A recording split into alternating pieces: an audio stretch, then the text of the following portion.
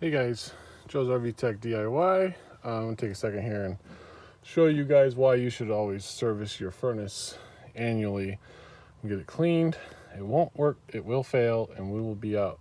And you'll probably incur a bill, but this is what it looks like.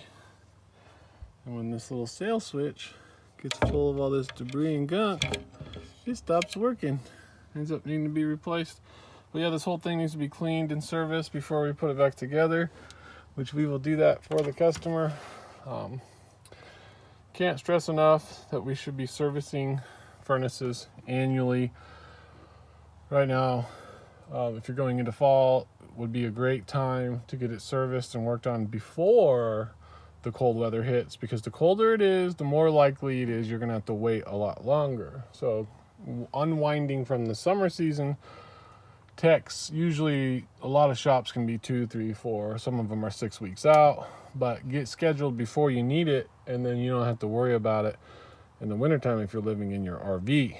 So again, this furnace is not working because it has all this junk around the sail switch. So we gotta clean all this up, and then we'll put it back together, replace that sail switch, and she'll work like a charm. Till next time, guys, thanks for watching. Be sure to subscribe.